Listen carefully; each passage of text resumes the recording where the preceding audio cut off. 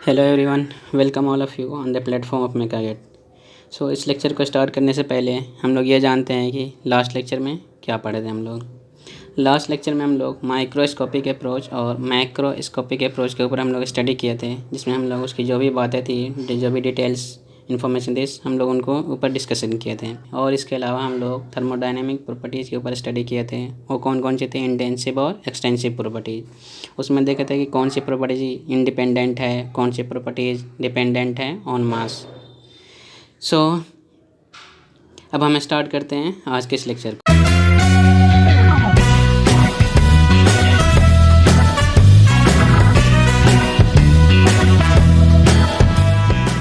जो टॉपिक है जिस पे आज हम लोग स्टडी करेंगे, थर्मोडायनेमिक इक्विलिब्रियम है, प्योर सब्सटेंस है, रिवर्सिबल एंड इरिवर्सिबल प्रोसेस है। इन तीनों टॉपिक को आज हम लोग सीखेंगे।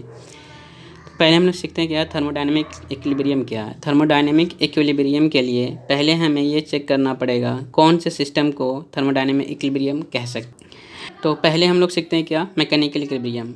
मैकेनिकल इक्विलिब्रियम क्या होता है? It means the equality of mechanical forces and pressure. मतलब अगर कोई सिस्टम मैकेनिकल इक्विलिब्रियम में तभी होगा जब जितने भी मैकेनिकल फोर्सेज एंड प्रेशर है, अगर वो बैलेंस होगा, वो हमारी सिस्टम कौन सी होगी? मैकेनिकल इक्विलिब्रियम सिस्टम होगी।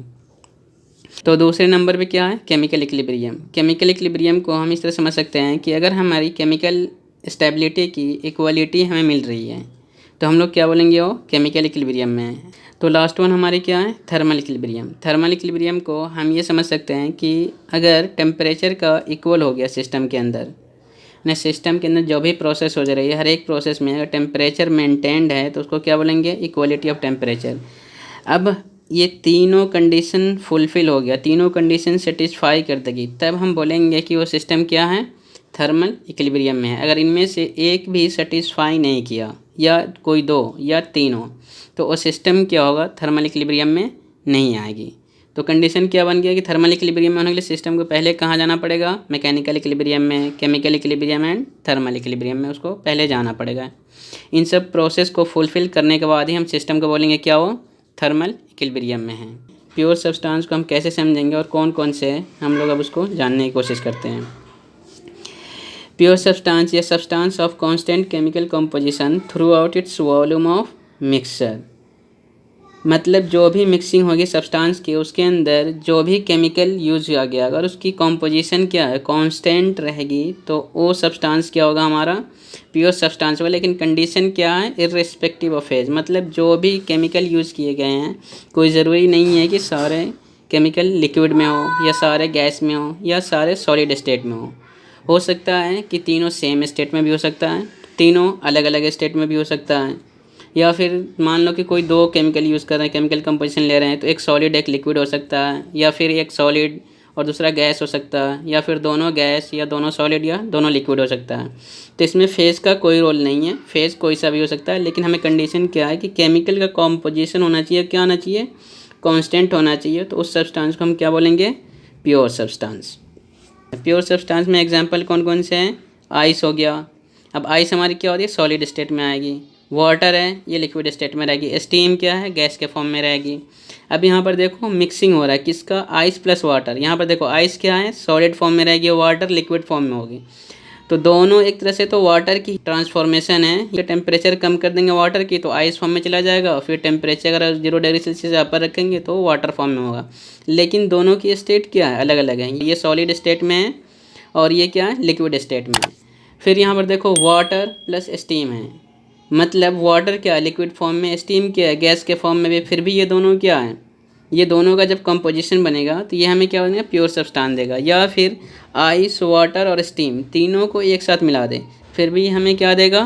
प्योर सब्सटेंस ही देगा। अब यहाँ पर देखो तीनों स्टेट आ गया, ये सॉलिड स्टेट में आ गया, ये लिक्विड स्टेट में और ये गैस स्टेट में। और क्या है एग्जाम्पल? Gaseous air. इसके अलावा और भी एग्जाम्पल हो सकते हैं। अब यहाँ पर हमें मेन समझना इस एग्जाम्पल को। यहाँ पर देखो इसमें तीनों स्टेट का क्या होगा? कॉम्पोजिशन आ गया, सॉलिड लिक्विड गैस। तो ये स्टेटमेंट से क्लियर हो रहा है कि प्योर सब्सटेंस होने के लिए कोई ज़रूरी नहीं है कि जो भी सब्सटेंस का कॉम्पोजिशन बन रहा है वो सेम स्टेट में हो, क्योंकि यहाँ पर जो कॉम्पोजिशन हो रहा है वो आइस है जो सॉलिड स्टेट में है, लिक्विड स्टेट में, गैस स्टेट में, फिर भी हमें क्या मिल रहा है? प्योर सब्सटेंस मिल रहा है। तो प्योर सब्सटेंस होने के लिए कंडीशन क्या है? इसका कॉम्पोजिशन का कांस्टेंट होना है। फेज़ का सेम होना ज़रूरी नहीं है। अब यहाँ पर एक नोट पॉइंट बनता है, उसको ज़रा सीखते हैं कि अगर कोई सब्सटेंस प्योर स्टेट में है तो हम इसको डिफ़ाइन कौन से कंडीशन में करेंगे। तो कोई भी सब्सटेंस अगर प्योर स्टेट में है तो उसको हम डिफ़ाइन करने के लिए हमें दो इंडिपेंडेंट एंड इंटेंसिव प्रॉपर्टीज़ की रिक्वायरमेंट होगी। अगर कोई भी दो इंडिपेंडेंट और इंटेंसिव प्रॉपर्टीज़ अगर हमें मिल गई तो हम उस सब्सटेंस का प्योर स्टेट है या नहीं ये हम उसको डिफ़ाइन कर सकते हैं। अब हम लोग मॉइस्ट एयर के बारे में सीखते हैं। मॉइस्ट एयर क्या है? कंपोजिशन है किसका? Dry air and water vapour का। मॉइस्ट एयर क्या है? कंपोजिशन है dry air and water vapour का। इन दोनों में ड्राई एयर तो क्या है? एक प्योर सब्सटेंस है, लेकिन मॉइस्ट एयर क्या है? ये इम्प्योर सब्सटेंस है। अब मॉइस्ट एयर इम्प्योर सब्सटेंस क्यों होगा? वो इसकी वजह, किसकी वजह से? वाटर वेपर की वजह से, क्योंकि मॉइस्ट एयर इन दोनों के कंपोजिशन से ही बनता है। तो अब यहाँ पर देखो जी, परसेंटेज ऑफ वाटर वेपर है। Percentage of water vapour quantity ये वेरी करता है प्लेस टू प्लेस। सपोज अभी अगर मैं दिल्ली में हूँ तो यहाँ पर मॉइस्ट एयर की जो कंपोजिशन है वो मान लो कि 10% है या 15% है, जो भी है मान लो। अगर मैं दिल्ली के अलावा किसी और स्टेट में जाऊँ, एग्जाम्पल के तौर पे चेन्नई, राजस्थान या मुंबई जाऊँ, तो वहाँ पर जो वाटर वेपर है उसकी कंपोजिशन या परसेंटेज अलग होगी। तो वाटर वेपर की परसेंटेज क्या है? प्लेस टू प्लेस वेरी करती है, जिसकी वजह से मॉइस्ट एयर क्या हो जाता है? वो इम्प्योर सब्सटेंस होता है। क्यों?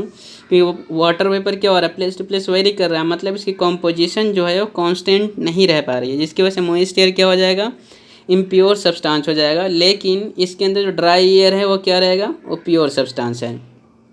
As we have seen that at some places there is a low humidity. जैसे हम लोग कहीं कहीं पर देखते हैं कुछ प्लेसेस पर कि ह्यूमिडिटी लो होती है, कहीं पर हाई होती है। वो किसके ऊपर डिपेंड करती है? वो हमें वाटर वेपर की क्वांटिटी पर डिपेंड करती है। अगर वाटर वेपर ज़्यादा होगी तो ह्यूमिडिटी हाई होगी, अगर वाटर वेपर कम होगी तो ह्यूमिडिटी लो होगी। अब हम लोग थर्मोडायनेमिक स्टेट के बारे में जानकारी लेते हैं।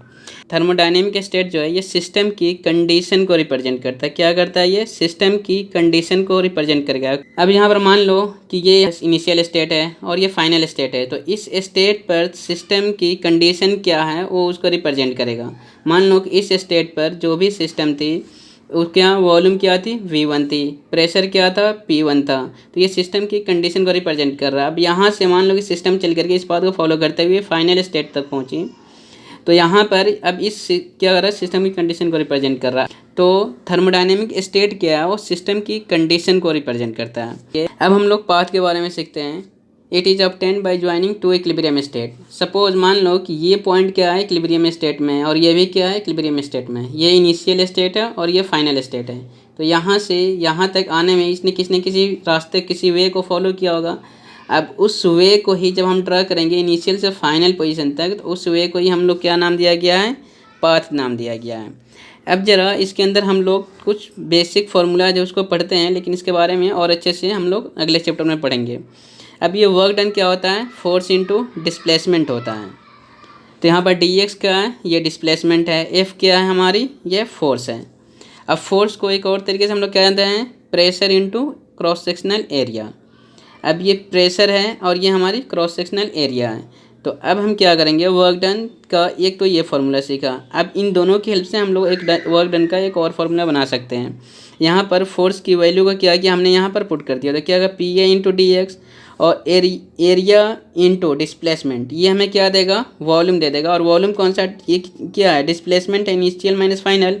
तो इससे जो हमें वॉल्यूम आएगा वो कौन सी वॉल्यूम आएगी? चेंज इन वॉल्यूम, मतलब final volume minus initial volume. अब हम लोग सीखते हैं reversible process and irreversible process. Reversible process क्या है? A process is said to be reversible in which this system return to its original state without leaving any impact on the surrounding. मतलब इससे ये हमें समझ में आया कि अगर कोई प्रोसेस रिवर्सिबल तभी होगा अगर हमारी सिस्टम जहाँ से स्टार्ट हुई, सपोज कि हमारी कोई सिस्टम है, यहाँ से स्टार्ट हुई और यहाँ तक पहुँची, फिर ये वापस आकर के इनिशियल पोजीशन पर ही पहुँच गई, फिर ये वापस इनिशियल पोजीशन पर ही पहुँच गई सेम पाथ को फॉलो करते हुए। लेकिन इन प्रोसेस की वजह से, चाहे फॉरवर्ड एंड बैकवर्ड, इन दोनों प्रोसेस की वजह से सिस्टम में कोई इम्पैक्ट नहीं आया, तब हम उस प्रोसेस को क्या बोलेंगे?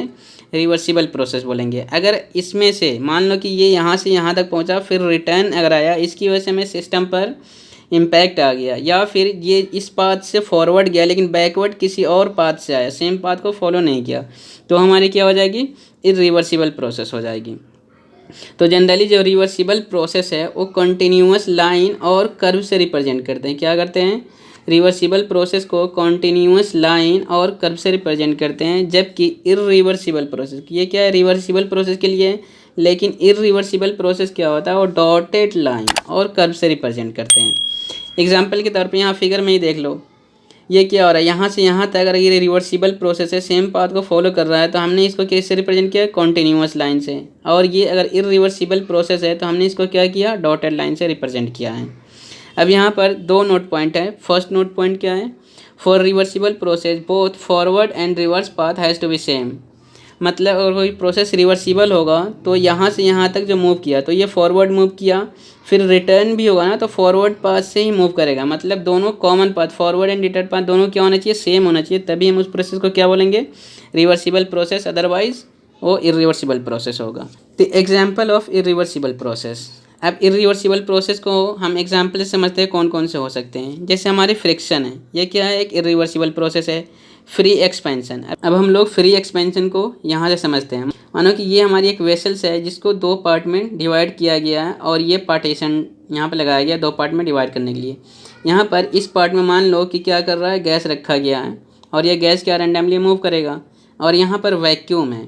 अगर मैं इस पार्टीशन को हटा दूँ तो यहाँ से क्या होगा, जब ये गैस यहाँ से इस एरिया में क्या हो, फैलेगा, तो ये जो फैलेगा ना जिस प्रोसेस से, उस प्रोसेस को हम लोग क्या बोलेंगे, फ्री एक्सपेंशन प्रोसेस बोलेंगे।